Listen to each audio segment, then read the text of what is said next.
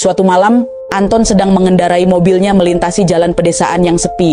Ia baru saja kembali dari perjalanan bisnis yang melelahkan dan sedang mencari jalan pintas untuk sampai ke rumah lebih cepat. Namun, karena kurangnya pengetahuan tentang daerah itu, Anton tersesat. Jalan yang ia lalui semakin lama semakin gelap dan sempit.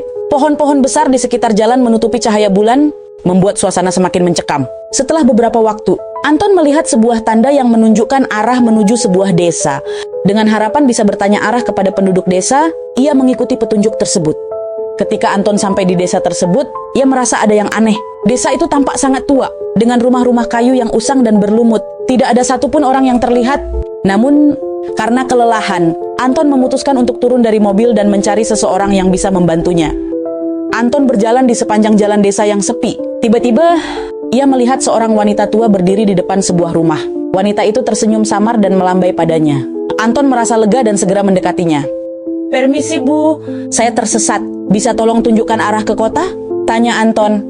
Wanita tua itu hanya tersenyum tanpa berkata apa-apa. Ia lalu berbalik dan masuk ke dalam rumah, meninggalkan pintu terbuka. Anton merasa ragu, tapi akhirnya memutuskan untuk mengikuti wanita itu ke dalam rumah.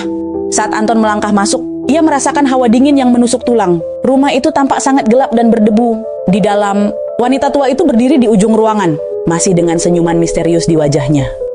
Tiba-tiba, pintu di belakang Anton tertutup dengan keras.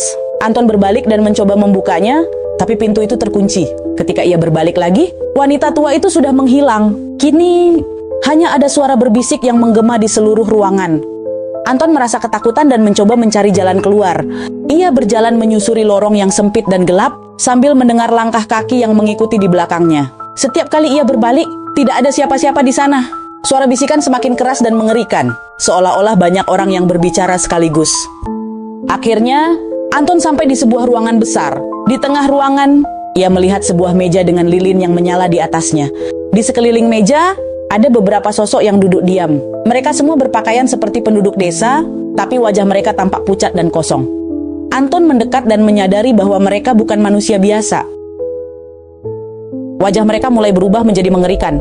Dengan mata yang menatap tajam ke arahnya, salah satu sosok itu berdiri dan berjalan mendekati Anton. Sosok itu mengangkat tangan dan menunjuk ke arah pintu di ujung ruangan. "Pergi dari sini." Suara sosok itu terdengar seperti bergema di seluruh ruangan. Anton tidak berpikir dua kali. Ia berlari menuju pintu tersebut dan berhasil membukanya. Ketika ia keluar, ia menemukan dirinya kembali di jalan desa yang sepi. Tanpa melihat ke belakang, Anton berlari menuju mobilnya dan segera meninggalkan desa itu. Setelah beberapa waktu, Anton akhirnya menemukan jalan kembali ke kota. Ia menghela napas lega, tapi pengalaman di desa tersebut selalu menghantuinya. Setiap kali ia melewati jalan pedesaan yang sepi, ia teringat akan perkampungan hantu itu dan sosok-sosok mengerikan yang ia temui di sana.